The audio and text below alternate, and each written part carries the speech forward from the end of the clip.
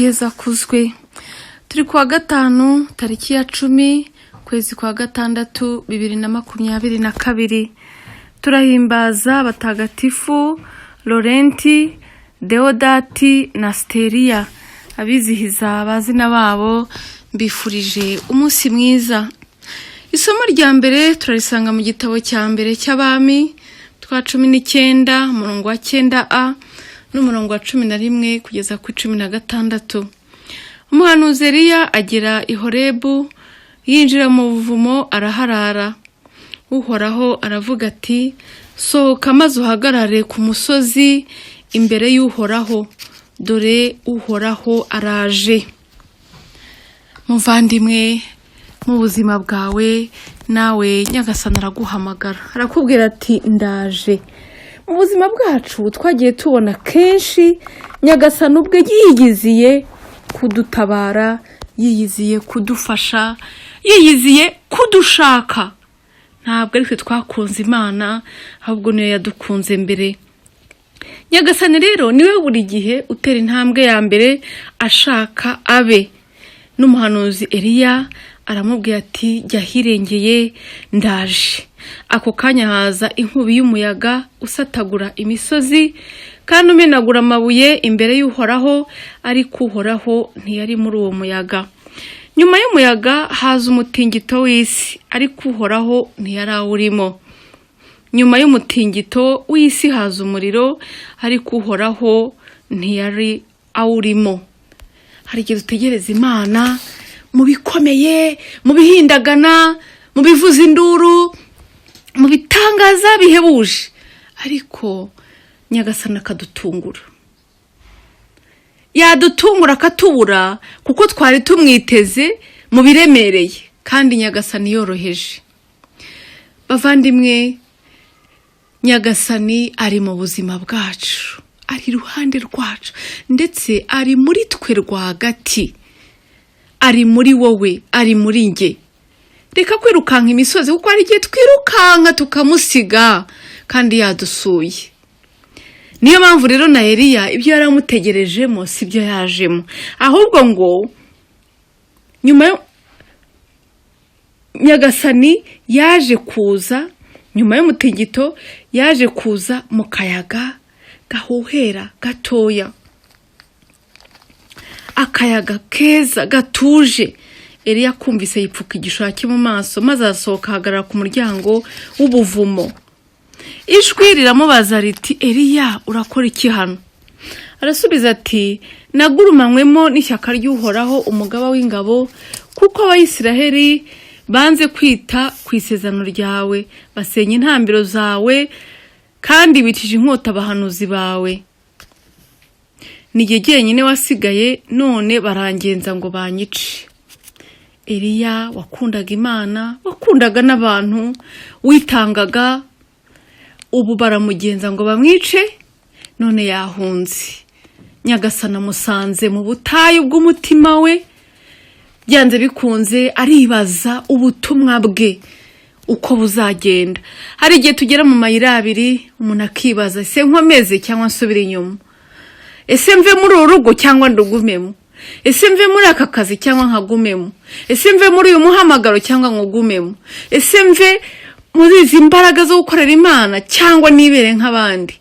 Nyagasani aragusanga aho ngaho akakubwira ati, ndahari. Nyagasani rero asuye Eliya utegereje urupfu rwabe bagiye kumugirira nabi. Nyagasani aramubwira ati, genda usubize inzira wajemo, werekeze ku butayu bw'i Damasi. Nugerayo uzasiga amavuta Hazayeli umwimikire ku mwami wa Aramu, na Yehu mwene Nimushi umusiga amavuta umwimikire ku mwami wa Isiraheli. Hanyuma usiga amavuta na Elisha mwene Shafati wi Abeli Mehola abe umuhanuzi mu mwanya wawe. Nyagasani amuhaye ubutumwa, tigenda usiga abanaba amavuta. Bavandimwe, Nyagasani n'igihe abona tunaniwe akomeza kuduha ubutumwa. Umunaniro wacu, intege nke zacu, ubwoba bwacu ntago bibuza Nyagasani kudutuma, ahubwo tubimuhereze azabihindura igikoresho maze atwohereze kandi atugende imbere. Ntutinye rero, Nyagasani muri kumwe. Turazirikana kandi Zaburi ya 26. Uhoraho, uruhanga rwawe nirwo nshakashaka, kandi koko ntago nahirwa ntagushakashatse Nyagasani. Naho ivanjiri turayisanga kwa Matayo umutwe wa 5 umurongo wa 27 kugeza kuri 32. Muri icyo gihe abigishwa bari bateraniye iruhande rwa Yezu ku musozi, maze arababwira ati, mwumvise ko byavuzwe ngo ntuzasambane. Jyewe ndababwiye ko ureba umugore akamwifuza mu mutima we aba yamusambanije. Bavandimwe, muri iki gihe ubusambanyi bwafashe intera ndende. Ari umwana, ari umusore, ari inkumi, ari umugabo wubatse, ari umugore wubatse, ari umukecuru, ari umusaza, twaratewe. Nimureke dutabaza Imana. Umubiri w'umuntu Imana yamuhaye ntabwo ari puberi, ntabwo ari igitebo cy'imyanda. Umubiri wacu ni ingoro ya Roho Mutagatifu. Ese wari ubizi? Ese wari uzi ko uwo mubiri ugomba kuwufata neza, ukawukunda, ukawitaho, ukirinda kuba ikigirwamana, ukirinda no kuba igikoresho cya sekibi? Hari abantu bakoresha umubiri wabo bibonetse byose.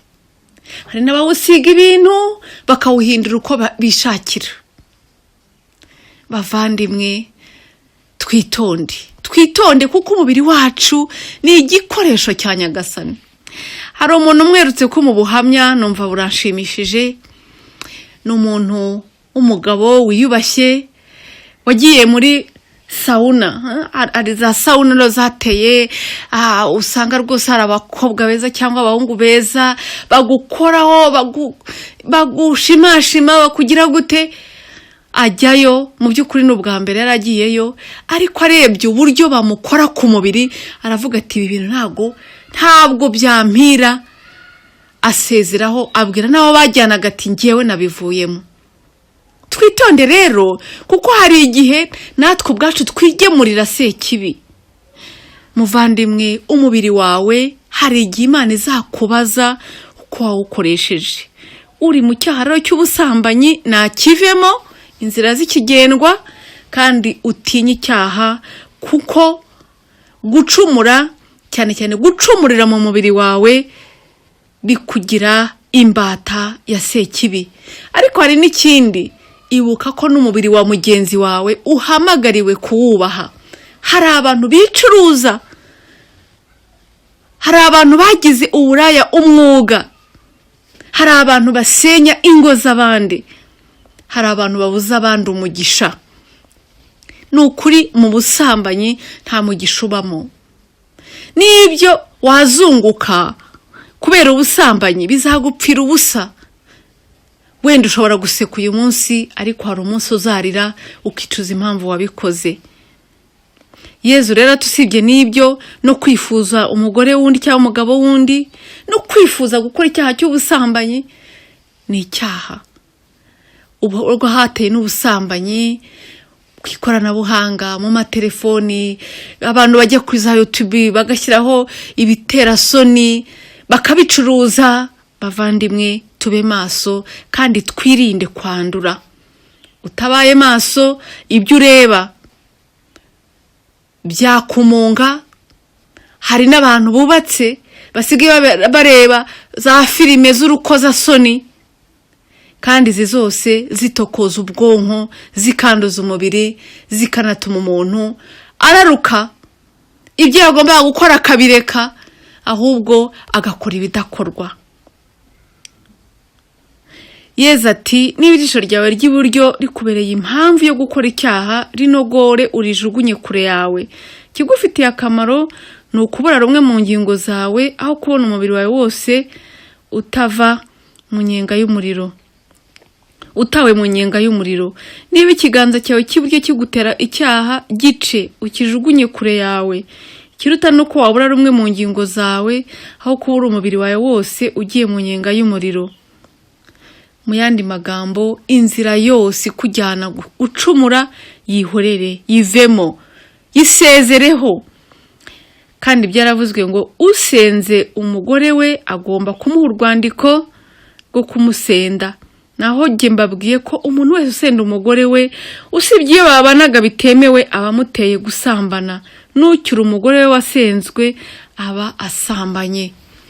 Rero bavandimwe, twubahe abashakanye kandi buri wese arinde urugo gusenyuka.